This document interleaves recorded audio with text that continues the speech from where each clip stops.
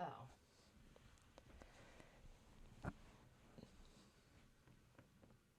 I don't remember whose birthday we used. This is yours. Okay. Oh my gosh. We're going. I don't know. What? It's making me... Is this to go live? Mm-hmm. Oh my gosh. Wow. Is this one live? Yeah. Hello, no one. Hi. Hi. Chit and chat while we get ready.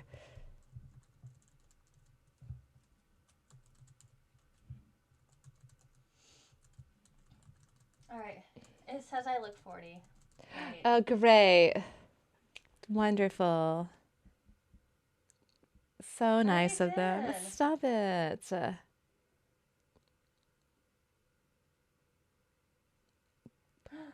We might not be able to go live on TikTok either. Oh, well, at least we have Twitch. Frick. Well, Okay. fine. Whatever, I guess. We'll see. Maybe we can in like 5 minutes or so. We'll see. It's no pressure. This is my second coffee of the day. Yeah? I didn't get home until midnight. How was it? It was so good. Yeah? Except for the man sitting beside me was older, and he kept singing and talking really loudly to the woman that he was with, to the point where the people behind us were like, shh, shut the fuck up. Literally.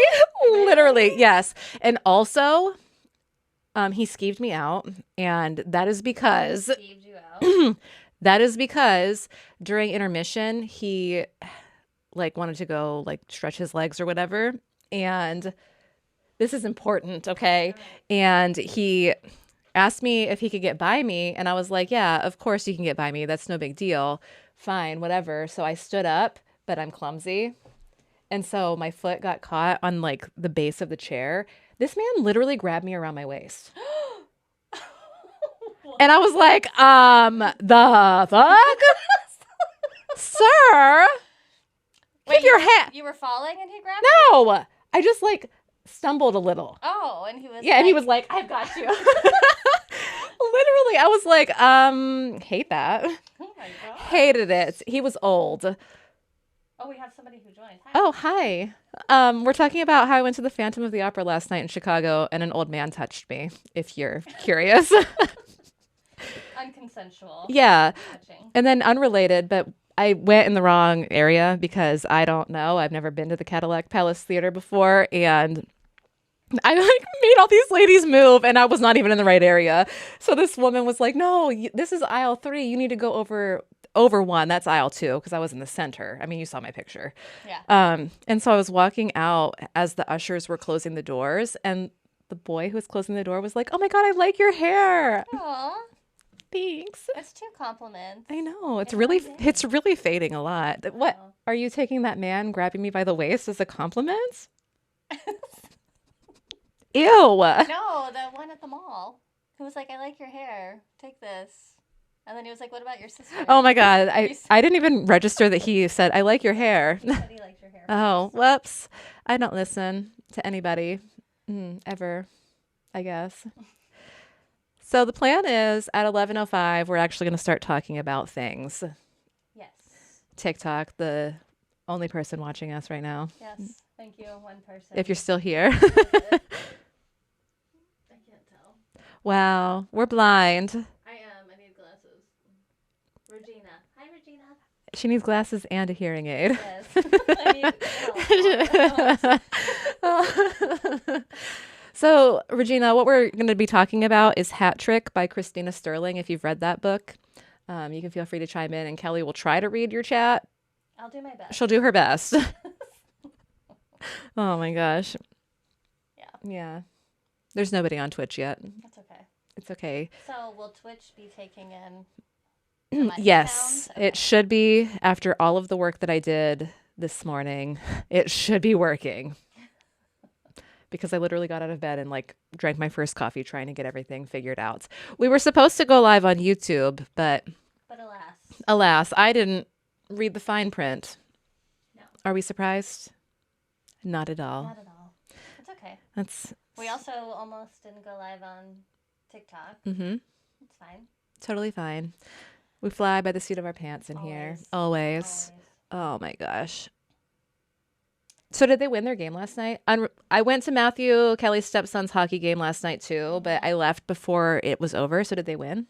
Yeah. Excellent. Yeah. Excellent. Yeah, I think it was 4-1. Excellent. Yeah. Did anybody else get put in boy jail? Yes. On our team? No. Excellent. I don't think so. Excellent. I was. You know my memory is not great. I know. I'm just like. I felt like for whatever reason that game was so much more exciting than many of the games that I've been to. It was a good time. It was so fun. Yeah. Except for I got really scared for that little boy. Oh, when he got it. Yes. Oh my God. The stick against the neck. Yes. That's why that guy got ejected. He was so, the kid is so, they're high school kids. Like the kid was he's short. He's shorter than me. Mm-hmm. I just felt so bad. He's a tiny little boy. I mean, I know they're tough, but who's in there? Just Robin now. Oh. Regina was like, Regina was like, they're just, maybe I'll come back. They're just talking about stupid stuff. I don't care. If you're watching and you're new, we're just yapping until 11:05, and then we're going to go ahead and get started talking about Hat Trick by Christina Sterline. So if you've read the book, you can feel free to chime in. Yeah. If you haven't, chime in as well. It's fine. Yeah, you can recommend books for us. We would totally accept that. Mm-hmm. Also, this is our first time being live, so thank you for showing your support. Yes. Oh my God, we have one person on Twitch. Wow. How exciting. We have two. I think people keep joining and leaving. Yeah. It's probably like when I accidentally swipe on a live. Yeah. And you're like, not interested. I am so not interested. Okay, so for the Twitch person, I can't see because the iPad is so far away, but there is a chat and I'm monitoring it on my laptop. So we can chat in there too if you want to say anything.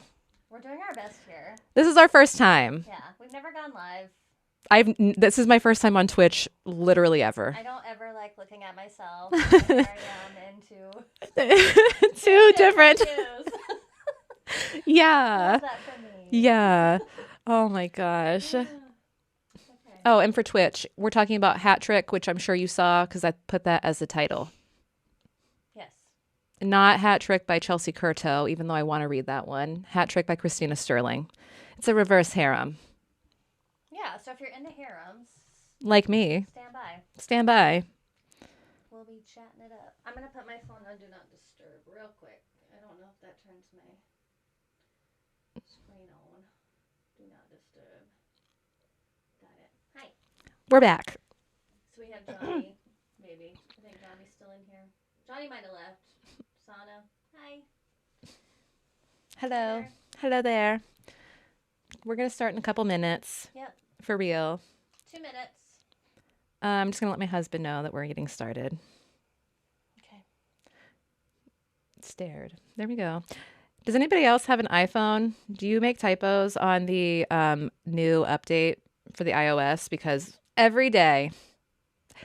Last night I texted my husband and he was like, have you been drinking? What have you been doing? No. Why can't you spell?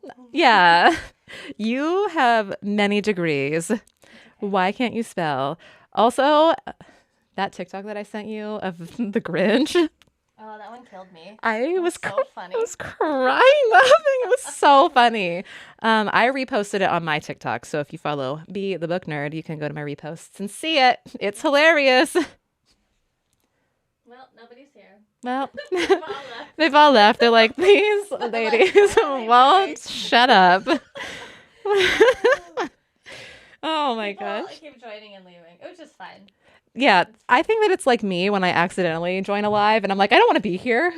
I'm here to scroll and that's it. Okay. Mindlessly. Still on that? I can't tell. Yes, you see it says one viewer right above where the books are propping it up because we're good. We're good. We're professionals. Totally. It's 11:05. All right, it's 11:05. Let me pull up the outline so that we don't get lost in the sauce. Yes. This is Smut Swap. I am Brittany, I'm Kelly. and you are our sisters in sin. If you've not watched any of our episodes before, our podcast is dedicated to swapping smut. So normally one of us will read the book and then tell the other about it. But this time we've both read the book for our Fable book club. We do have a book club called the Smut Clurb on Fable. If you do a search for that, you can join. We're over 230 people right now. Yep. But we will post a book once every couple of months, and you're able to go chapter by chapter and leave comments, leave a review at the end. And we try to read people's reviews, comments in the podcast episode that's dedicated to the Smut Club book. So this time around, we read Hat Trick by Christina Sterling. It's a reverse harem nanny hockey player romance.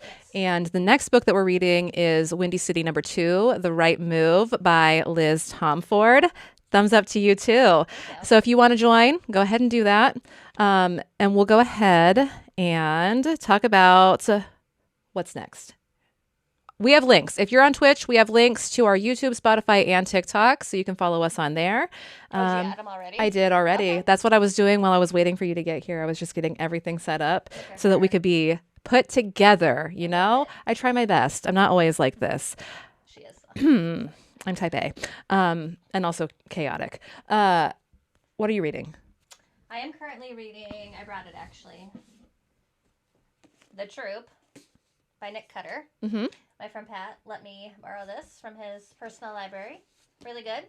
Kind of gives me a Lord of the Flies / Walking Dead vibes. Yes, excellent. Excellent description. I've read that book. That's it right now. I'm going to be starting The Right Move by Liz Tomford today. There was no time for me to read when I came home from seeing Phantom last night because I got home at midnight. Yeah, and we were busy all day yesterday. Yeah, literally. Kelly posted a TikTok on the Smut Swap TikTok, and it is, in my opinion, really funny of us hiding bookmarks that we made to market our podcast around the area that we live in. So It was fun. it was really fun. It was a good Go watch it because it's really funny. And with that, I think that we're going to go ahead and get into the book. Now, there weren't any content warnings for this book that we found. So chat, if you have any, drop the content warnings for Hat Trick and we'll just get started. Do you want to go first or do you want me to read first? It doesn't matter. Okay, you can read I will first go because first. I've been talking constantly. All right. So again, for those just tuning in, we are going. Well, there's nobody now, but whatevs. We are reviewing or rereading. I'm sorry, I can't speak. I'm already messing up. Let her cook, okay? There's nobody to explain to, so Yeah, it's Okay. fine. So we're gonna start with chapter 1, which is from Carter's perspective.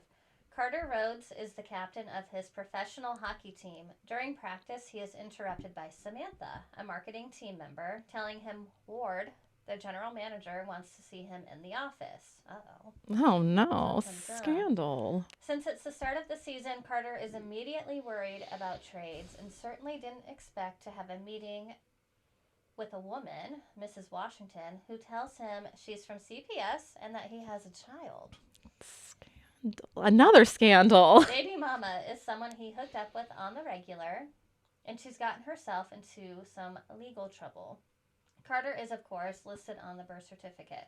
He signs a bunch of papers, and then Ward sends him off to the daycare center to find a nanny. So literally, he's like in the office, there's a baby in a car seat, and Mrs. Washington's like, this is your child. This belongs to you. I think you've forgotten it. Good luck and God bless. Yep. And Godspeed. And Godspeed. So there is a daycare center in the hockey arena. It's for coaching staff, doctors, team members, anybody who has family, they can use the daycare center. Yeah. So chapter 2 is Emily. In the daycare center, Emily is changing a diaper when Carter comes charging in, yelling that he needs a nanny. Specifically, he points to Emily and he's like, I need you to be my nanny. Come get this child. Come get this child right now. She's like, okay, sit down. Walk me through what happened. He does. And he's really panicking, which is fair because why would you not panic when you're just suddenly given a child? It's Right. This is what, a 20-some-year-old man. I figured he was close to 30. He might be closer to 30, And- but no experience with children At all. whatsoever. And they're like, here, raise this. Surprise! Baby. Here's your child. She's like, okay, well, what's the baby's name? And he's like, oh my God, I don't know. I didn't even ask.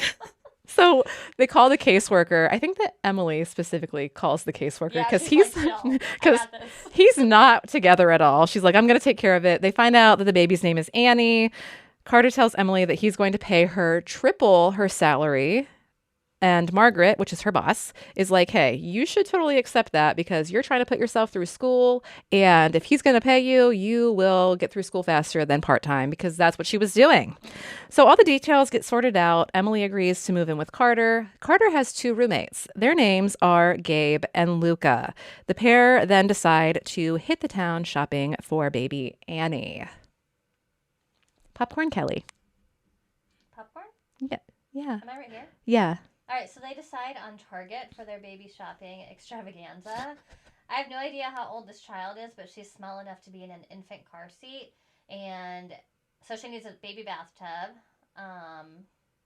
And I think she's actually... like a year old. And I was like, what the fuck do we need a baby bathtub for if she's a year old? I think she's actually like 9 or 10 months at this part. Even- because they do celebrate her first birthday. Even later. if she were 9 to 10 months old, a baby bathtub for a 9 to 10 month old is crazy. Yeah. Unless you only have a stand-up shower. Like I could see. I like, a guess. little baby I bathtub. guess. Whatever. It's fine. We don't judge. Put her in the sink. Like a real adult. All right. They then leave Target, and while they're driving, Annie wakes up and cries out from the back seat, causing Emily to climb back there with her, and Carter to shout Emily's name like super loud because she's like literally Climbing between the 2 front seats. while the car is in motion. Mm-hmm. Once she's settled, the phone rings. It's Carter's mom asking for money again. He wants to buy her a house for her outright, but she won't let him. I guess the dad's a piece of shit who drinks our money away. Mm-hmm. But the mom's like, no, independent woman. She's fine. He plans to tell her about the baby, but the baby rips the Band-Aid off for him by cooing. Grandma freaks out, so they end up sending a text to the mom's phone. I think actually Emily grabs Carter's phone and texts it and sends it. It's a photo of the baby. Of the baby. And Grandma, I think she's excited. Carter is overwhelmingly grateful for Emily and ends up hugging her later on in the store. Are they on the phone on the store? No. What? I don't know. First of all, what you have to understand if you are listening to this, what we do is we often talk to text in our phones and this shit will not make sense. So sorry. Okay, but during this chapter, Emily's being super helpful. Yeah. So she's helping in the store. She's helping in the car. She texts the mom. So Carter's like falling in love. He's hugging her a lot. He's just a hugger. And Emily's like, oh my God, this never happens to me. Me? I'm just a plain Jane. All right, and then we're crossing over to a new character. We mentioned him before. It's one of the roommates, Luca. So Luca slams into Gabe's back as they enter their home. Of course, he finds Emily to be the most beautiful woman he's ever seen and vows to make her his. Because why wouldn't he? That's the way that these harems go. As they introduce themselves, they end up going over ground rules. The big one being, no one's allowed to bring any randos home without heads up first. Emily's reasoning is, of course, the child. We have to make sure that Annie has stability. If you're bringing home random puck bunnies, that is not going to provide stability for this baby. Shaq? Sorry, it says Thanks. multiple times. Thanks, Shaq. Shaq? The Shaq? Okay. So the guys don't want Emily to bring anybody home, but their reasoning is not anything to do with Annie. Their reasoning is like pure jealousy. Like, if I can't have her, no one can. Yes. As they're having this chat, a knock sounds on the door. It's a random man. A man? And he's for Emily. For Emily! Luca is like, what did we just talk about? And Emily's like, that's my brother. You fucking sickos. And her brother is very clearly a fan of these boys. So they end up hanging out with a brother. They put on a game recap from the other night, end up like drinking some beers, talking to Sam, that's the brother, for a really long time. Luca tells us he plans to fall in love for the last time, and it's going to be with Emily. And I'm like, you literally just met her. Oh my God. Oh. Right here, Gabe, right? Mm-hmm. Next chapter is Gabe's perspective. Gabe also finds Emily attractive, but he tells us that he sees exactly how living with a beautiful woman will play out. First, Luca will fall in love with her, then Carter will, and it will be no good for the team if two of the starting lineup men are fighting over the same woman. As he's thinking, Emily and Annie walk in, and both Luca and Carter skate over to them. This is at the rink. Oh, yeah, we're not at the house anymore. She briefs Carter on the doctor appointment that she had just taken Annie to and tells him that when they get home, she'll have dinner ready. I think at this point, Carter's like, no, you don't need to do that. Mm-hmm. And Emily's like, well, you're paying me to take care of your baby and to cook your food. You're paying me to keep this house in order, sir. Yes, she is the house manager. Carter asks Gabe what time they'll be home, and he is instantly annoyed, thinking he'll be pissed if she starts dictating their coming and goings. He tells Carter that he has got a new nanny and points out that Luca is already a lost puppy. I guess you can tell because Luca's just like hard. drooling. It's the hard eye emoji in his eyes, like, or like the woo, you know. Carter tells him he will talk to Luca and he will respect that Emily is off limits. This is when Gabe vows to make Emily quit. He's like, I'm gonna ruin this bitch's life. I'm literally here to ruin her life. So Gabe has. I don't know if we go into it in later chapters, but Gabe has some trauma related to women. So, you know, just bear that in mind. Flashing back over to Carter. When Carter gets home, Emily and Annie are sitting on the couch, and Annie is kind of cradled in Emily's arms, sleeping on her chest. And I literally miss that so much. I do too. If you have a baby, let me hold it so that it can sleep on my chest. Please and thanks. Please and thanks. She tells Carter that there's food in the oven, so he goes and he serves them both up a dish. She's awkward about this, indicating that she wasn't sure if she should share their food, and he's like, you literally live here. Why would you not eat the food that you cooked? Right. Oh my gosh. As they're talking, he picks her feet up and like puts them onto his lap. Mostly they're talking about the ways that he unwinds after games and why he isn't out with the guys. Gabe comes in and sees that Emily's feet are in Carter's lap, and he's like, well, isn't this cozy? Before slamming the door and like leaving. Emily excuses herself. She takes Annie to bed, and then Carter and Gabe have a full-on argument about why like the baby was sleeping. You absolute dickhead. Carter comes up to Emily's room after, apologizes, and they work on getting to know each other a little bit better. Emily thinks that it's best if she stays in her room when Gabe is home, but Carter's like, you literally live here once again. Right. If he doesn't like it, he can go to his room. He also offers to pay for Emily's degree, provided she takes online classes and she stays on to help him with Annie, which she's like, okay, this is crazy. First of all, you're paying me 3 times what I was making. Now you want to pay for my degree. You want me to eat your food. You want me to like swipe your card. Like oh my gosh, like it's mine. So she's like, I'll take care of you. Literally. All right, so we switch to his offer for 2 seconds before deciding what courses she will take. She sends 2 to Carter, who then sends her a shitload of money for said courses. I think he sent her like 10,000. Yeah. It was like some crazy amount. Literally so crazy. For like books and stuff. Books and tuition and fun money. Fun monies. Tensions run high when Gabe is around, so she starts taking her meals when he's home in her bedroom until one night Carter asks her to join them. Gabe acts like an asshole the whole time, talking about how they don't normally have dinner with their pluck bunnies, which is a slur for, you know, those fans who want to go and just Jersey chasers. Yeah.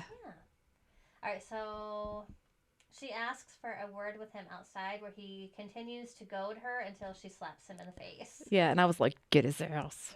Get him. She ends up threatening him.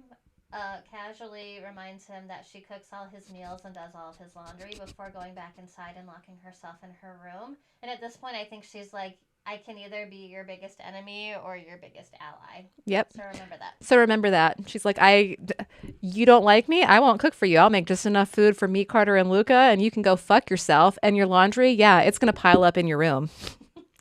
So back to Carter. This chapter is pretty much entirely let me cook, okay? Let me cook. This chapter is entirely dedicated to Nancy, who is Carter's mom, getting to know Annie. They pack a picnic, go to the park, everyone's chatting. Nancy and Emily hit it off so well that they end up exchanging numbers. When Nancy goes home, Carter, once again, touchy-feely, giving Emily another hug. And I do want to point out that Nancy tells Carter she wishes that he could settle down with somebody as sweet as Emily. Aw, do you need to take a drink? It's fine. I will after. Oh, okay. So it's game night, and Emily, her brother, and their dad are sitting right by the glass, courtesy of Luca. Her dad is suspicious of these men, referencing them as Emily's boyfriends, which she, of course, denies. Luca gives Emily his jersey before the game, so when he skates up to the glass to gesture at his jersey, Emma has to play it off like it's an inside joke. Gabe also takes this opportunity to skate up to the glass, intentionally banging into it to scare Emily. What the fuck? When she startles, they have a staring contest, and he ends up grinning at her before tossing a wink her way and skating away again. Sam asks, is this another inside joke? Like, what the hell? The game is neck and neck through the third period. Luca ends up scoring the game-winning goal and then texts Emily to meet him by the locker rooms. When he exits, he kisses her within an inch of her leg. I think he pushes her up against the wall. He does. Yep. She's like, holy. She's sure this was a mistake. He tells her she has to wear his jersey for every game now, and then they go to get Annie together before parting ways at their separate vehicles. Because he scored the game-winning goal while she was wearing his jersey, and hockey players are very superstitious, yes. Which is what we've learned from previous hockey romances that we've read, yes. i.e., Mile High, where they had to sit in the same seats every time they would fly somewhere. Otherwise, they might lose. Yes. All right, so we cut straight over to another game in Luca's perspective. This time it's an away game. The guys are all sitting in their designated seats, like we were just talking about, and Luca is off in dreamland thinking about Emily when Gabe swats him in the head.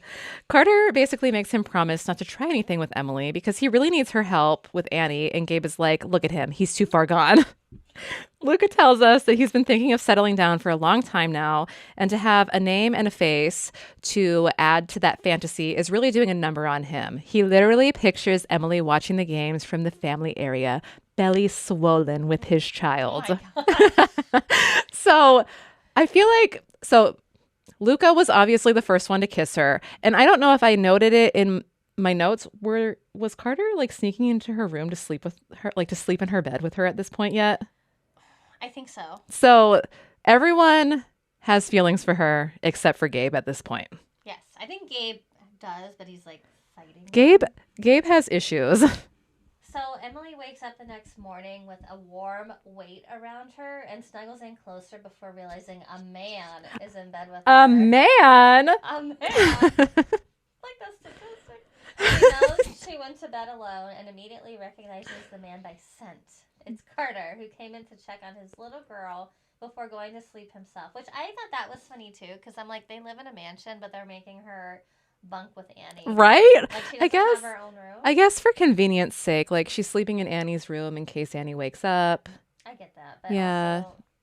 Because Annie's almost a year old, so I don't know. It's been a long time since you've had a 1-year-old, Kelly. Me too. You're right. Sorry, our kids are almost. My kids actually slept in bed with me, so. Yeah, same. Yeah, we co-slept, so. Okay, so it's Carter who came to check in on his little girl before going to sleep himself. Apparently, he was too tired to go to his own dang bed. They have a chat about just how much Carter has on his plate with everything from captaining the team to family life keeping him awake at night. Emily tells him to lean on her, Luke, and Gabe for help. He thanks her and sends her off to do her thing while he makes coffee and tends to Annie. Oh, he's a good papa. Oh, gosh. Oh, did I? My notebook. No, I decided to throw it on the ground. Okay, so Gabe, once again, we are in Gabe's perspective. Gabe's phone is ringing while he's riding a stationary bike with a phone call from Emily. He seems surprised because Emily never calls him. He answers and she's like, I need to speak to Carter right now. As it turns out, Annie's about to take her first steps, and Emily thought fast enough to FaceTime Carter so that he wouldn't miss it. A crowd of hockey boys forms behind Carter, Gabe, and Luca.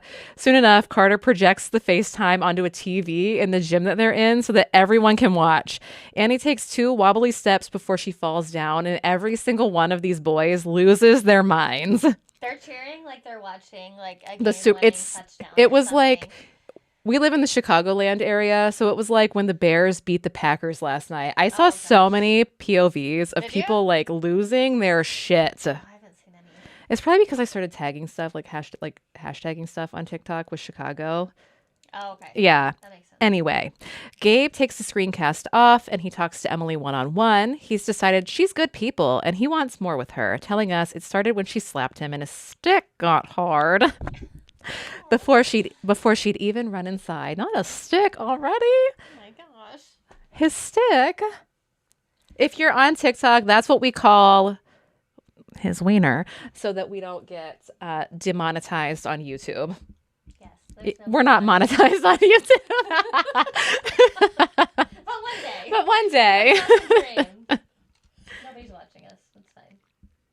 People keep joining and leaving. That's fine. Thank you, our soul. Thank you, Twitch. It's We like love an you. It's like an AI. It's not even a real person. Are you If you're there? real, can you leave a comment? Chat to us. Send us a chat that you're here, that you're real. They're like, wow. They're like, bye. Deuces. You guys are great. It doesn't matter. This is fun. It is fun. Okay. All right. The boys are away for. It's like Tony. Hey, Tony. The boys are away for 3 days in Chicago for games. Emily gets Annie's evening routine done and intends to clean up a bit when the phone rings with a FaceTime call from Carter. He claims he's too old for hockey and then talks about being sad he's missing lots of Annie's first because of hockey. Emily explains to him that stability and routine are important for someone Annie's age and that he's doing great. Picture a mom saying, "You're doing great, sweetie," please. And then he talks about missing Emily, too. We learn that Emily and Carter have been cuddling every night as well, but he sneaks out of her room before Gabe and Luca wake up to avoid questions about their situation, because it's just friendly, platonic cuddling, which is a thing my friend Ryan and I used Me, to do in yeah. college. And by me, I mean Brittany. Yeah, me, Brittany. I used to cuddle with my friend Ryan in college. We would take naps together. Aw. It was very platonic. It was the best. It's like those people who get paid to take naps. Yeah. Yeah. Nikita was just talking about that the other day. It was literally the best. Anyway, Moving on. it's family day at the arena, and Emily is there by extension of Annie. She seems really nervous and feels kind of out of place. Carter and Luca come steal Annie from her, leaving. What? Here we are, folks. The first blip of the day. Carter and Luca take Annie, leaving her alone, and it's just her and Gabe. So they are like, "Give me the girl. It's just you and Gabe now," who grabs her hand, laces their fingers together, and takes her to a bench where he produces a pair of skates and helps her put them on. She's really like, how do you know what shoe size I wear, you fucking weirdo? They skate around the arena. Gabe holds on to her the whole time, and she's not sure what to do because she could handle asshole Gabe.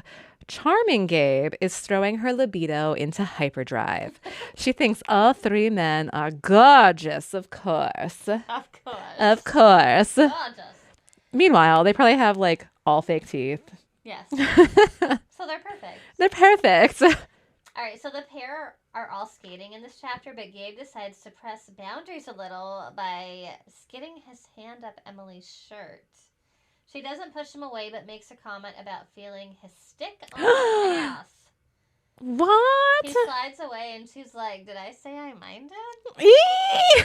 They go back and forth a bit, and he calls her baby again. She tells him not to call her that because her ex called her baby. So he decides on princess instead. Blah.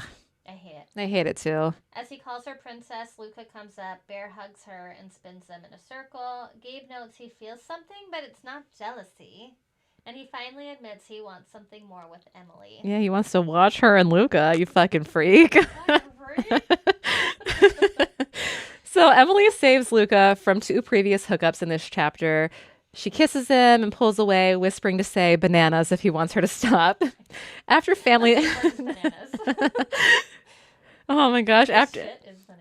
Yeah, literally. After family day, the whole crew's out at this bar called Hat Trick. It's more pub style, so it's family friendly, and the baby could come too, which is why they went there. So when Luca and Emily approach the table, he pulls Emily into his lap, and Carter and Gabe are like eyebrows raised, super surprised. Luca is our reformed man whore. He used to hook up casually, but he hasn't done that in years. He just can't escape that reputation because there obviously has to be a man whore in the group.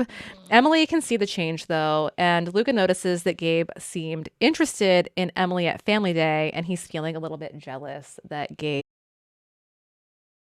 The next day, they have a family beach day for the hockey gang. Some of the wags set this up because the book takes place in Charlotte, nowhere near the ocean.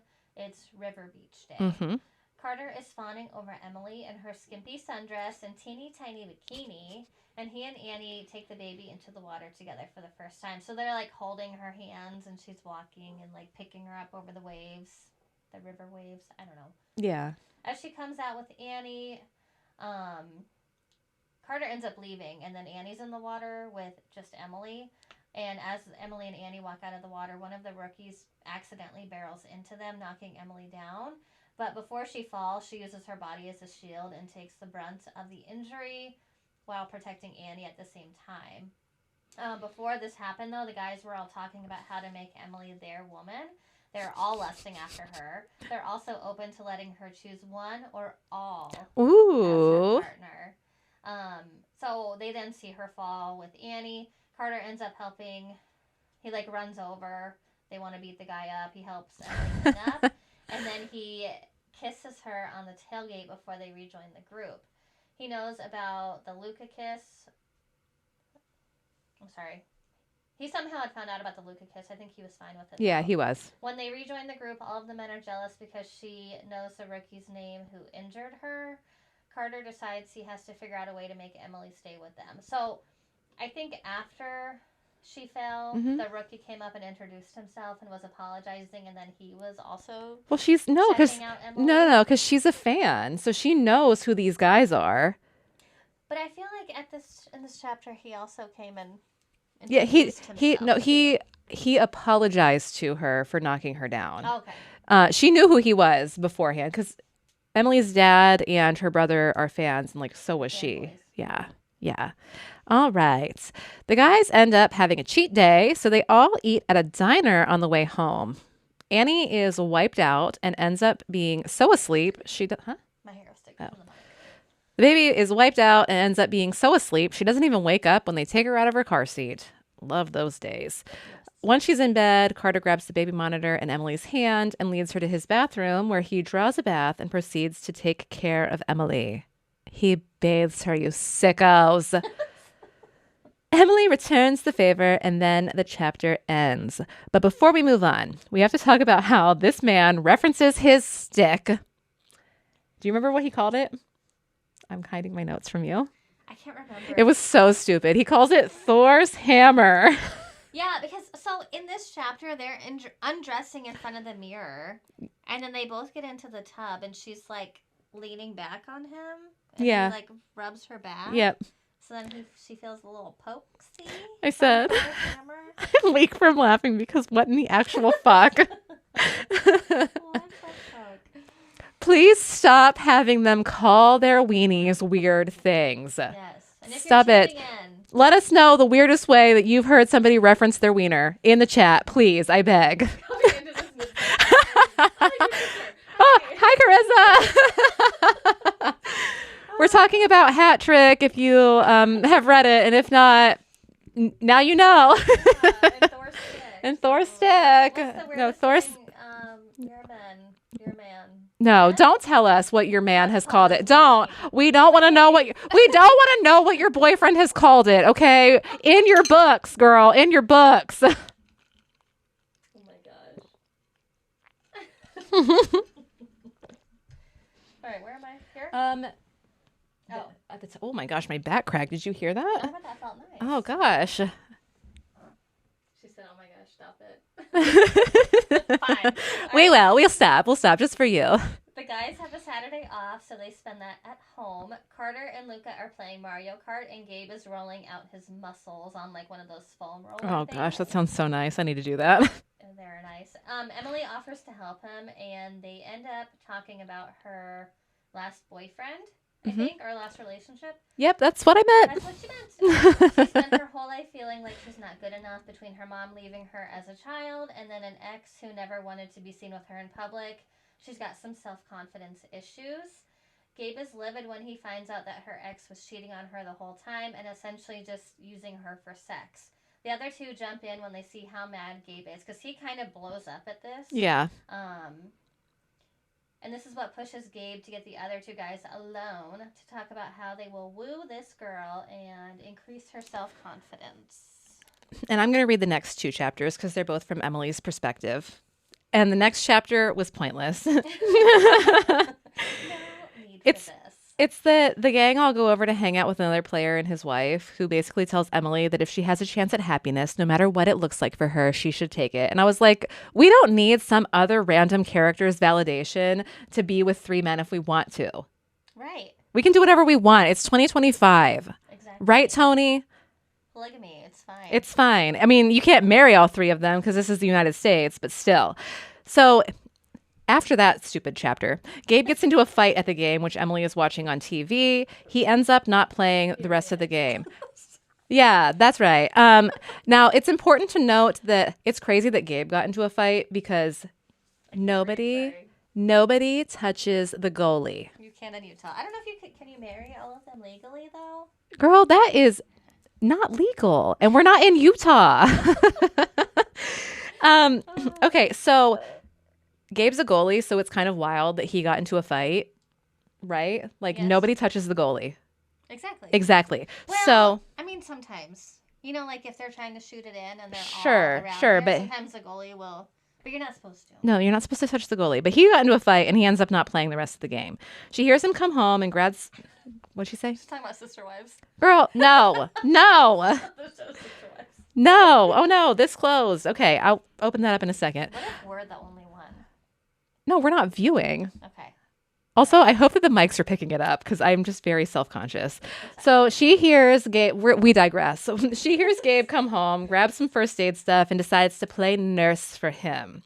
He rolls his eyes but obliges before pulling her into bed with him. As they're laying there cuddling, Emily tries to shoot her shot, but he stops her as she's kissing over his neck and chest. She's embarrassed and tries to run away, but he pulls her back into the cuddling position, and then they fall asleep. Sleepy time. Oh, yeah, we're going to take a break. We're going to take a break from talking about this so that we can address any questions that people have and all that. This is the midway point. Oh, yeah. So we are halfway. I was going to read a stupid fake sponsorship ad, but my phone is in use. Yeah, for the Recording TikTok right now, Live. so it's fine. Brought to you by getting groped by men at the theater. Yes. Don't do it, men. I was fine. I was fine. Dear men, don't Dear men. grope No. women at Dear the men, theater. don't. Brought to you by Dear men, Don't. So, the one person in Twitch, if you have any questions about the book so far, drop it in the chat. If you have any comments, drop it in the chat. I'm here waiting for you. Carissa, you got anything to add on TikTok? You're the only one in there, I'm pretty sure. There's two. Anybody on TikTok got... Marissa and Eric Gonzalez, let us know. Yeah. Eric, why are you here? Sir? She said no, ma'am. Oh, okay. No questions? No questions for the Twitch? Twitch. Cool. Wait, Are you still awake, Twitch? Tony, are you... Thumbs up at the beginning. We did. That's all it's We saying. did. At this point, we'd also like let me Yeah. cook. Let me cook. Let me cook. We want to remind you that we're available on YouTube, Spotify, Apple Podcasts. You can join the Smut Clurb on Fable. You can follow us on the TikTok, and that should be it. Yeah, All right, that's all. let's go. Pick it back up, Where were we? Here? Emily. Okay. So refresher, Gabe and Emily fell asleep cuddling. All right, so the next morning, Carter busts into the bedroom and finds them mid-snuggle. How dare she? How could you do this to me? She goes to Annie. Emily ends up getting up, and I think she's embarrassed, and she just goes and picks up Annie, who's now awake, to escape the awkwardness. As she's prepping Annie's breakfast, Carter tells her how much he likes Emily and Gabe for each other, and he emphasizes that he is not jealous at all. Gabe comes in and kisses her cheek, and she looks at Carter to ask if he's got Annie before fleeing the scene to go cry in her room. Yeah, she's really embarrassed that Gabe rejected her, so excuse me. This man barges into her room, pins her on her bed, and tells her that he can't fuck her with a busted lip and bruised ribs, and that he will fuck her and make her his woman at a later date. He's not rejecting her. He just can't. That's when Carter and Luca interrupt, and they move the convo to the living room. This is where Emily tells the guys exactly what she's done with each of them. They all want her, and they tell her as much, but her confidence is weak, so she tells them that she'd rather be mutual, beneficial fuck buddies with them because she's not cut out to be a wag. Gabe thinks to himself that if he has to fuck his way into her heart, he will. Romantic. It's so sweet. All right, Carter is doing a treadmill exercise when Luca's goofy face pops into frame. They talk quietly about Emily and the friends with benefits being a baby step toward her falling in love with them. They agree that in order for this to be a fair competition, they must communicate with each other so that Emily and Annie don't get hurt. Fair. Gabe can't sleep because there's adrenaline. Oh. What'd she say? Eric said, I can see why this is called Smut Swap now. Oh, thanks. Follow us. Hey, Eric, you could join the other men who follow us, and it's fine. What does my sister say? That's what she was saying. Oh, okay. Yeah. Okay. It wasn't Eric. Oh, not Eric in the... Oh. Eric has dipped, I think. Oh, okay. Eric, your boyfriend. I got it. It. That's fair. I forgot. The Eric that joined too was Eric with a K. But his last name is not Gonzalez. Okay. Unless Carissa. Maybe it is. I'm just kidding. And that's not his last name. So Gabe can't sleep the next day because adrenaline from the game is so high. He heads to the kitchen for melatonin and he finds Emily there making tea. He walks up behind her, starts kissing her on her neck. They head up to the room, his room specifically, and things start to get pretty hot and heavy. But as he goes to expose her body, she turns the light off.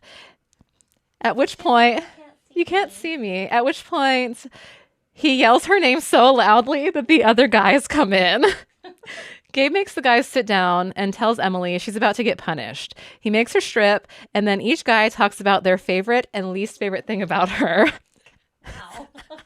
As they're how I would be like, don't look, get him out. As they're talking, Gabe has Emily touch herself. Eventually, Luca and Carter get their sticks out and jerk off while watching her. The chapter ends with Gabe and Emily once again cuddling. It's very awkward, self-exploratory. I know. Also, my ankle from where I fell down the stairs is starting to hurt. So, oh no! Yay! That was a fun time. Okay, thanks. You're welcome. I knew you were lost. So the next morning, Emily wakes up Gabe with a good morning, BJ. Oh. He almost instantly comes. He decides that he loves her and this morning, BJ, and he's going to make love to her instead of fucking his way into her heart. She asks him if he's all healed up. I think it's been like 1 day since it's been a couple days, maybe a couple days. Fine. His ribs have unbruised. It's fine. It's totally fine. Okay, so Carissa, the book is called Hat Trick, specifically the one by Christina Sterline, because there are multiple books called Hat Trick. Can you read that from there? I can. Can you believe that? Wow. It's very blurry, but I can. Okay. Anyway. Emily and Gabe make sweet, sweet love. No one even talks about contraceptive. He raw dogs our girl. Without pause. When they come together. love how you wrote that. Thank you. Because of course they do. Why wouldn't it? Bleh. Let her cook. Let me cook. They lay silently next to each other when it's over, neither of them willing to put into words their feelings, because of course they fucked around and caught feelings. His phone chimes with a text, and he gets up to go to the bathroom. He stops and comes back to bed, resting his forehead against Emily's, telling her this changes nothing. She thinks this changes everything. So let's recap. Luca was the first one to kiss her. Mm-hmm. Gabe was the first one to fuck her. Okay. And Carter just gets to hug her and cuddle her platonically. Nothing for Carter. And nothing for Gretchen Wieners. Here? Yep. Okay. Emily and Luca are going to his cousin's wedding. He picks her up at her room and they walk to the kitchen together where the others are eating. Emily kisses each of the members on the head, letting her kiss on Gabe's temple linger, which Luca notices. He's hired a town car to come and get them and take them to the wedding, and Emily tells him she's not used to being treated this way. She also tells him that she made love to Gabe that morning, and by the way, and he reassures her that it won't impact her relationship with him and Carter, noting that he wanted to join in but doesn't want to share her tonight, so it wouldn't be fair to ask Gabe to share her too. He tells her that there will be solo moments and likely moments where Let her cook. where they're sharing her. She tells him he will be getting lucky tonight. So he heard them through the wall and was like, I could. I guess in this very nice house, the walls are painted. I guess in this very nice house, their rooms are right next to each other. Or that.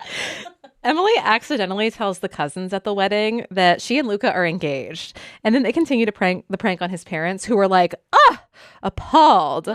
My boy. Somehow Emily convinces the mom that she loves Luca. They dance to Amazed by Lone Star.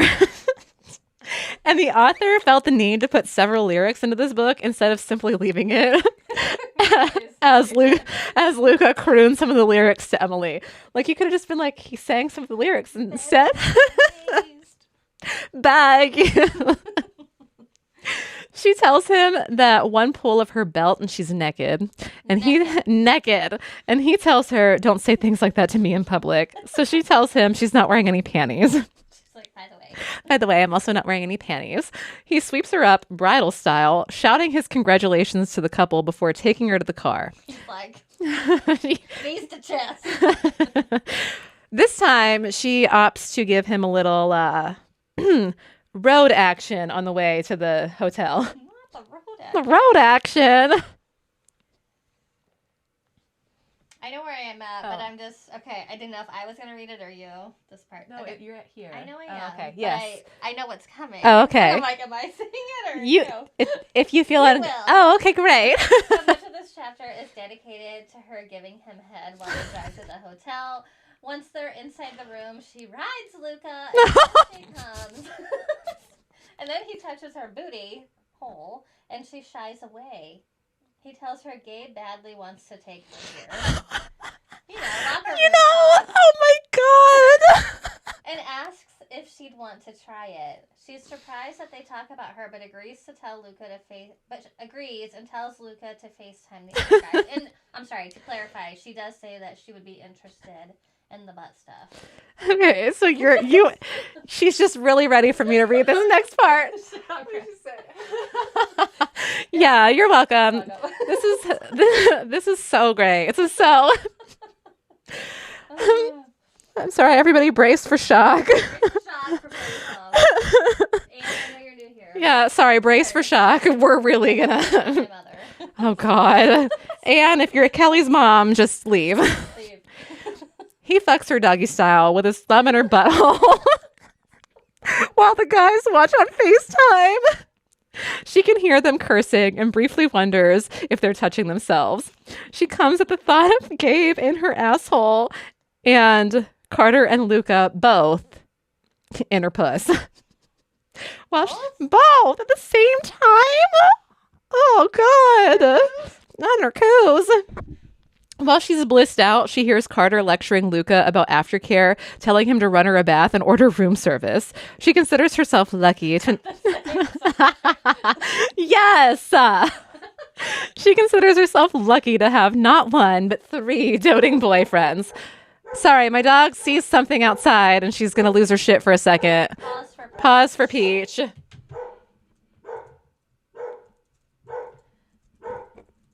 It's probably a delivery. That's right, Peach. She's got to protect this house. Somebody's got to protect this house, and it's going to be her. She's terrifying. Mm-hmm. Again, this is Smut Swap. Again, Smut Swap. We're reading Hat Trick by Christina Sterling. I got this. her. Yep. Thank you. My dog's still losing it. Amazon might be delivering something somewhere in this neighborhood. Or the mail. Nope, it's Sunday. Never mind. It's not the mailman. There's probably someone walking their dog past, and how dare they? Yep. Almost done. She's winding down.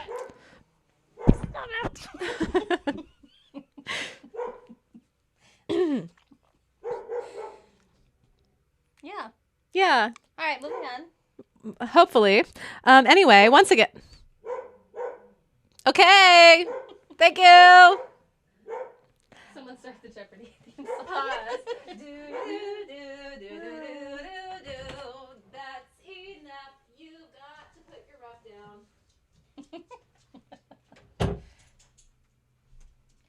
All right. Don't look at my butt. They look. They looked. That's all. I know. I know you looked. All right. Once again, after they, do it, there's no thought of, before they do it, there's no thought of contraceptive. And I keep bringing this up because I swear if there's an unplanned pregnancy in this, I will scream. But also love it. But She loves that shit. But also, yeah, but like in this situation, it'd be a little messy. And you're starting at the top of the page. Thank you. You're welcome. All right. They have a party for Annie's first birthday in the backyard the next, At some point. some point later. Gabe cooks. Emily is chopping up onions with Ben, the rookie. The one that knocked her down earlier. Yeah, so she ends up like going inside to get stuff ready to put on burger. So she's cutting up onions and tomatoes. Ben surprises her and he asks if she wants help. So she's like, sure, you can cut the tomatoes while she's cutting the onions. Ben then propositions to being, he first like mentions that he wants to date her. Mm-hmm. And then she's like, oh, I'm not really into seeing somebody right now. And then he asks, are you seeing any of these guys? And she doesn't say anything. And he's like, oh. So all of them. And then he's like, well, which one? And she doesn't answer again. And he's like, oh, more than one. And then he's like, all of them? And she doesn't answer again. Yeah. He's like, holy shit. All of them? Can I be your 4th? And then Gabe comes in, and because Emily had been chopping onions, it looked like she was crying. Yeah. So he thinks it's Ben and like body slams him into the refrigerator. Emily tells Gabe to calm down and that if Ben had been around a few months ago, he would have been in her bed, not the 3 guys. And he's like, you know what? I'm going to punish you for that later. I'll get your ass. Carter, later, while they're outside, he pulls Emily onto his lap at some point, and everyone kind of stares at them, but then they really don't care. Carter and Emily finally have their moment, and he tells her he loves her. They end up making sweet, sweet love. Unprotected, raw. Again, no protection. We just don't care here, I guess. And in this universe, pregnancy is You can't get pregnant. never unplanned. You can't get pregnant from your 3 boyfriends at once. No. All right, so she takes the baby. I think, what? Nope, sorry. Skipped too far ahead.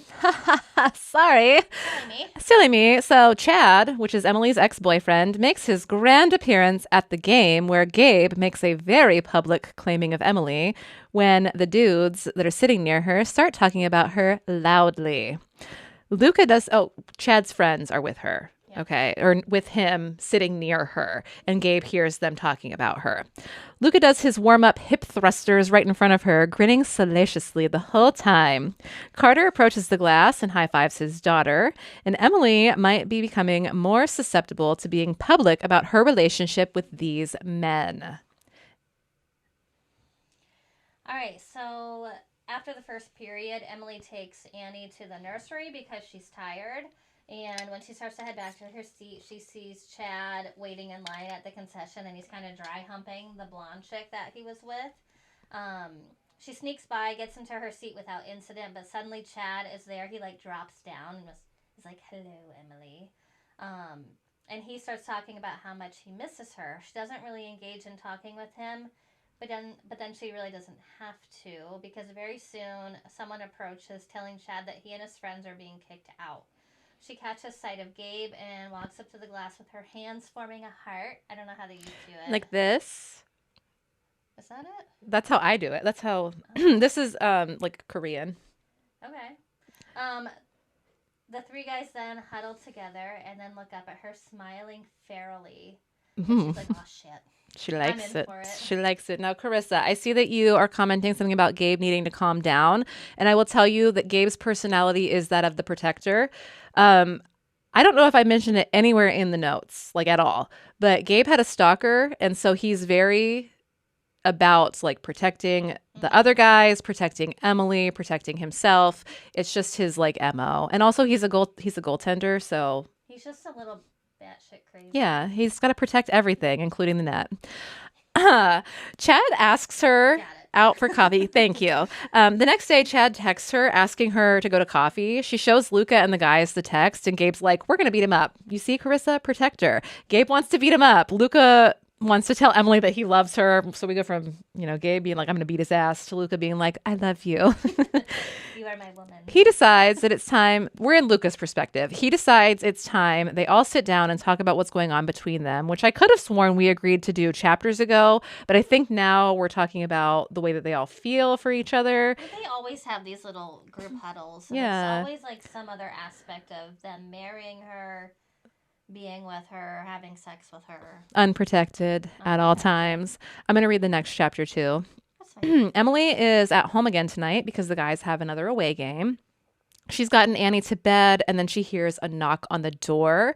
When she opens it, it's Nancy standing there with a black eye. She brings Nancy inside, that's Carter's mom, and takes care of her. And once she's in bed, Emily calls Carter, who wants to come home immediately. She talks him out of it, and instead he sends the same security team that the team uses. Oh my God, let me cook. That the team uses to stand guard in case his dad tries to like show up at their house and like try anything. Because clearly Nancy didn't just get a black eye from falling down. Carter's dad hit her. The next morning, Emily makes Nancy some coffee, and they talk about her relationship with all three men, and begs Nancy to let Carter take care of her, and Nancy finally agrees. And when Emily is telling Nancy that she's in kind of, what, a throuple? Mm-hmm. Or was that what you call it? A cruple? A cruple? Anybody? One of those. Let us know. She's like, okay, I like you for all of them. Anyway, so Carter comes home charging into the house before telling his mother this won't happen again, and dragging Emily upstairs to his room where he pins her to the bed, kisses her, and tells her he loves her. The other two come in, and she's like laying on the bed, mind you, and I think Gabe lays on top of her and kisses her, and then Luca comes in and lays in the bed and like turns her head to the side and kisses her. Yep. And I'm like, this is a lot. I'm overstimulated thinking about it. So she's like pinned under Gabe, the goalie. The goalie. Who's like the biggest one of them. Yeah. They then agree to spoil the shit out of Carter's mom with hopes that they can find her a house nearby so that they can all fuck Emily so hard she can scream the walls down while Annie has sleepovers with Nana. Wow. It's pure poetry. Yes, they're so sweet. The guys have split the guys have split practices today. So they're home between each practices. There's a morning one, there's an afternoon one.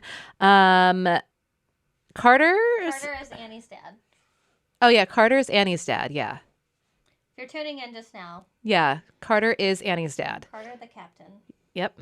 So, Carter is out with his mom looking at houses, and Luca is passed out on his bed, and Emily has been steadily avoiding Gabe. He pulls her onto his lap, and he's like, what the fuck is going on? Why are you avoiding me? Tell me why. She's like, well, I got to tell you something, but I'm afraid that it's stupid. And he's like, I'll be the judge of that.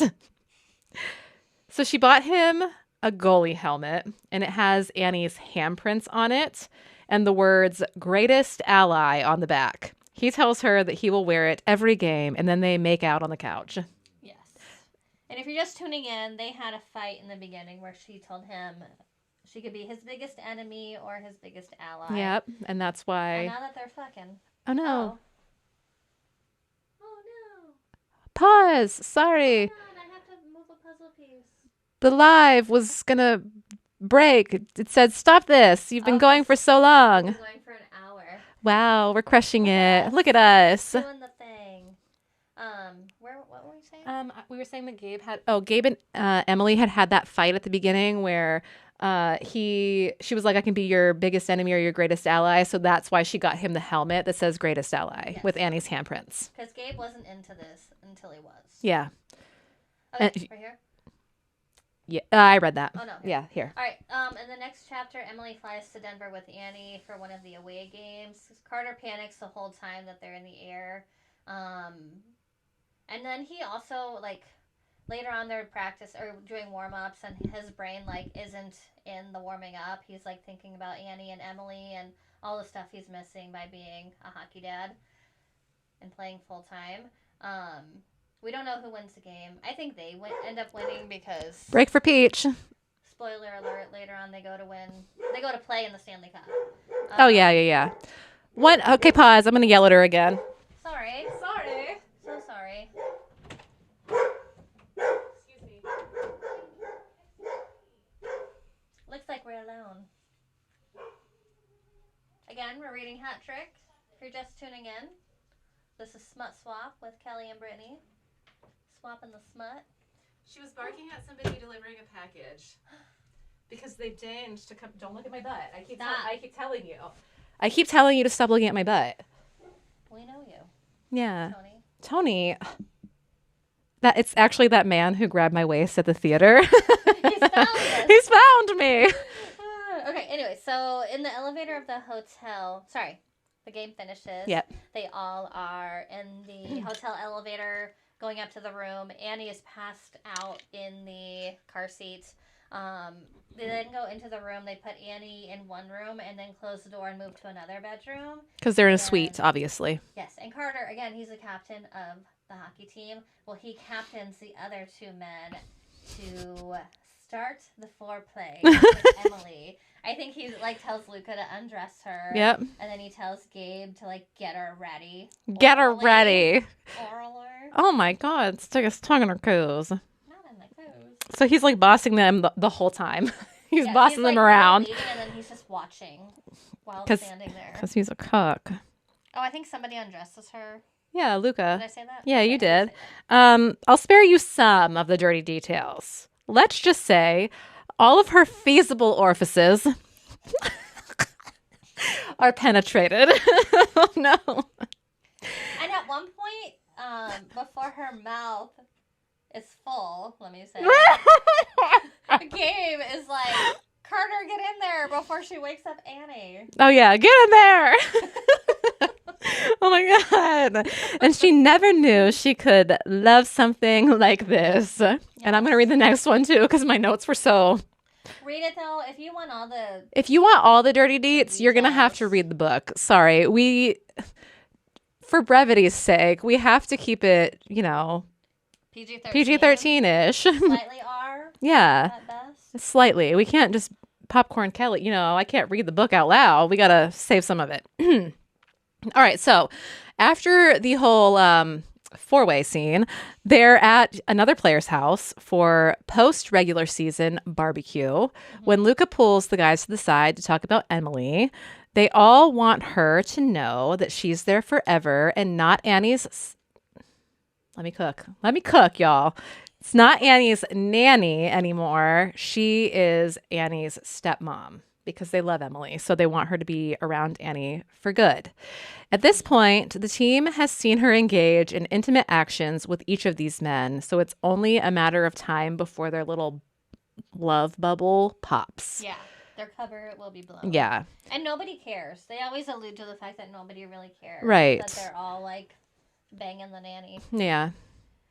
All right. A text message. This chapter opens with a text message from Carter to Emily telling her to stay off social media and to not read her text. Mm-hmm. And then her dad and brother end up texting and she's like, no.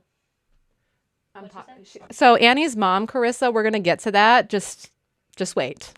Okay. Yeah. does. Annie's mom does come back up. So just wait. She had legal issues in the beginning of the book, Mhm. and that's why Carter didn't even know about Yeah. Annie. She just was kind of dumped onto his lap. Yep. Like, oh, by the way, you're a dad. Now you have Like he didn't know. custody of this child. So Carter listed on the birth certificate, even though he was not there when Annie was born. And then she ran into her legal issues, and the caseworker managed to find Carter. Obviously, he's a professional athlete. It wasn't hard, and drop Annie off with him, which is what you missed at the beginning of the live. Yes. Yeah. Anyway. So again, Carter texts Emily and is like, stay off social media. Don't read any text messages. She gets texts immediately from her dad and her brother, and she puts the phone down and ignores it. The players come home and they tell her, like, our cover's been blown. Don't worry, we're going to take care of this. Later on, she reads the text messages from her father and brother, and the brother is a little bit supportive. Dad, not so much. Mm-mm. Chad, her ex-love, texts Emily too, running a full cycle of emotions, which is wild considering he hurt her, but doesn't want to see her hurt again.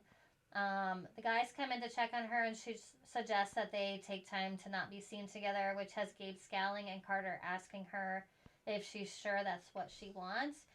Because at this point, they are going to be playing for the Stanley Cup, and she's like, you don't need me as a distraction during this time. Yeah, because remember, she's a fan first. Yes. As it turns out, Emily meant that she needed physical space, and she will not let the guys touch her. This is causing some drama with Carter and Luca. Gabe kind of seems like he gets it. Right. The guys then lose 3 games in a row, and one of the players finally has the balls to call them out. So Gabe punches him in the face, and then the guys all go shower, but it's in a robotic fashion. That's what I wrote for that, because I don't remember. Okay, it's been a while. That's fine. Cedar? That's the mom. Oh, okay. I thought you misspelled Carter. Nope. So Cedar, That's the mom. is Annie's mom, shows up, and Emily frantically calls the guys and social worker. When they show up, Carter tells Emily to take a walk, and it almost seems like in this scene that he's a little embarrassed of her. He's like, why don't you leave? Yeah. And she kind of spirals because she's like, oh, now you Remember, with me? we have to remember that her confidence is still kind of on shaky grounds. Like, the guys have been steadily working on building that back up for her. But as soon as he dismisses her, she's like, yet another person who's embarrassed to be seen with me. Because it doesn't take much when you're already fragile. No. So she ends up calling her brother. She goes to stay with him because she can't bear to go back home to the boys.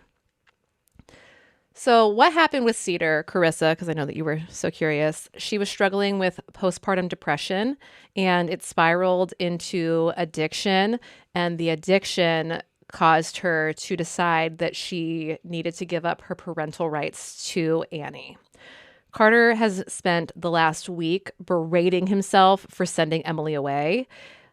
That's when Emily's brother shows up at the house and rocks his shit before the guys all go inside and formulate a plan to win Emily back, because Sam went over to the house to get Emily's things, and Carter was like not going to let him in. And he was like, I'm here for her stuff. You're not going to stop me. Rocks him in the face, gets her stuff, and goes. And the guys are like, we have to win her back. We must win our woman back. Our woman. Poor Annie this whole time. She needs stability, and you've just run her away. So Emily then is living in a vicious cycle of eating PB&J and bed rotting, which sounds like a dream. Yeah, my dream. Honestly. My dream. And she's dutifully ignoring everyone who tries to get a hold of her. Again, a dream for me. Until she receives a text from an unknown number. It's Cedar asking for forgiveness and a chance.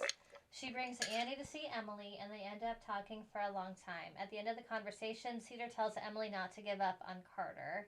And Emily ends up really liking Cedar. She feels like they're best friends instantly. So Emily vows that tomorrow she will unblock them and read their messages, because she had blocked them on everything, wasn't receiving calls, text messages, or anything. So now she's like, all right, Cedar's walked me off the ledge. I guess I'll open back up. You know what? Girl power. I would also only listen to my friends. Yep, Sam. Especially when I'm pissed. Right, Carissa? You know me. You know. So she gets a text from her brother with a link to the hockey team's Facebook page with a statement from the PR rep, which I read as, very mean girl and not at all professional, but I digress. It doesn't seem like it would happen. It was basically like, it's the 20th century. It's called polyamory, people. Just like that. Accept it and move on. That was the title of the article, and it was her just being like, you need to accept this and get over yourselves. Almost as soon as she finishes reading this post, a knock sounds at the door. It's a man in a Titans polo with an envelope for her. Inside is a ticket and 3 handwritten letters, one from each of her men. They all apologize and explained what happened from their perspective. Emily decides that Carter's knee-jerk reaction to asking her to leave is no different than her knee-jerk reaction to self-deprecation. She has an hour to make things right before the game gets started, or at the game. Whatever. Before the game gets started. Okay. All right, so Emily bursts into the locker room before the game and professes her love to the boys, all of them? Yep, all of them. All right, she's wearing Carter's jersey, but she switches them out between each period of the game when she's finally seated. Mm-hmm. The boys end up winning. I think it's the Stanley Cup at this point. Yeah, it was. Mm-hmm. They won the big game. And she ends up meeting them in the hallway with the other wags. They apologize again, and they all profess more love to each other. Carter then fires Emily and announces that she's Annie's stepmom. Cedar is like in the background, like nodding, like so proud of you, sweetie. And then we have the epilogue. Thank fucking Christ. I was over it at the end, guys. I'm sorry. We'll get into it when it's time for reviews, okay? Remember how many times out there was not contraceptive used? Many a times. Well, every time they did it, I pointed it out, and wouldn't you know it, she's pregnant. Carter decided to retire after they won the Stanley Cup. And apparently they're at the doctor at this point, and it's her and Carter, and the other guys are on FaceTime.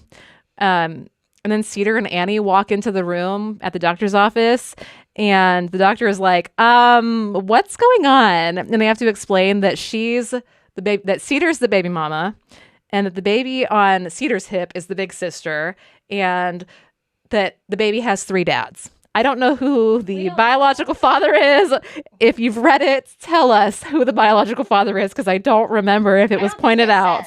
I don't think it says. Anyway.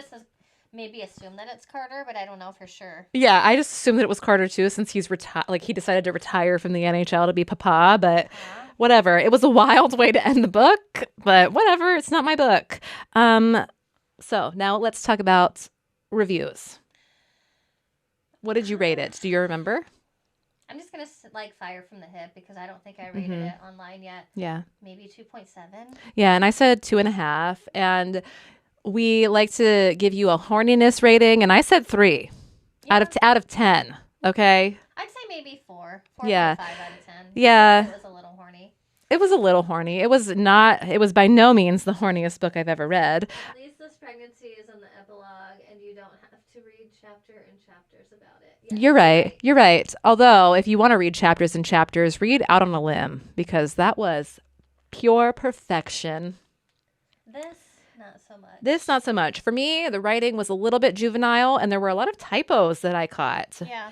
And I was like, okay, you're really quick to point out that this book was human authored, but maybe you could have a human editor review it for me. And it just seemed like it was all perfect. And then there was the one bout of trauma where the paparazzi took pictures and they found out that they were all screwing each other, and that was like the huge downfall. Right. It just seemed like a lot. And then, oh, by the way, but we released this press announcement, so it's fine now. Accept it. Yeah. I was looking to see if anybody so we switched the book too soon, and so I don't think anybody reviewed it either. Were mad we they were like, excuse me, why are we not continuing Windy City? Well, now we are. Okay. It's on her TBR. Okay. Yeah, read it. Yeah. Let us know what you think. Not this one. Don't read this. You know what this book is about. You're not missing anything if you miss this one. You got that? You can miss this one. But if you want to, it's on Kindle Unlimited. If you want to even just go through and click through the pages so that the author gets some money from Amazon, that'd be great too. So, I mean, she wrote a book, so we commend. of course we do. Now, I want to jump over to the Smut Clurb for a second because one of our members posted in our book recs room, and Izzy is looking for a book that is very spicy and explicit, but also has a good plot. I'd prefer no BDSM, no dubious consent, fully consensual, male, female, no poly, any recs appreciated. So if you are here and you have recs that are similar to that, go to the Smut Clurb on Fable. Let Izzy know your recommendations. Please and thank you. Please and thank you. Out on a Limb is on my TBR. No, Got you. Got it. Got you. We got you, girl. And then, oh my gosh, here I go. Losing my mind. So, does anybody have any questions about... We love you too. Oh, thank you. Does anybody have any questions about the book that we can attempt to answer? Anybody have any questions about where to find us or anything like that? Anything? Ladies, Bueller, Twitch. We saw you heart us. We love you too. Should we do this more often? Let us know. Yes. This was really fun. I'm not going to lie. So if you're new here and you've never seen us before, we upload on our YouTube channel and Spotify bi-weekly. Mm-hmm. We call it Smut Swap Sunday. So this is a bonus episode for the end of the year. We'll be uploading again next Sunday. Mm-hmm. It will not be a live episode. It will be more polished with us editing things. And we'll go live for the Smut Clurb selection every couple of months. Yeah. I don't know if we'll do this every time, but this was fun. It was super fun. Yeah, it was really fun. And if you would like us to go live at some point where we're just sitting together reading our books, reading sprint style, let us know, because I think that could also be really fun. And we could also go on Twitch if you wanted to join reading sprints as well, if you're not on TikTok. Once again, you can find us on YouTube, Spotify, Apple Podcasts, TikTok, Fable. Anywhere else? I know you post on Instagram from time to time. Every now and then. No, I don't really I'm not really a fan of meta apps. I thought about deleting my Instagram off my phone again. One more time. Questions. Anybody? Book recommendations for us? Anybody? All right.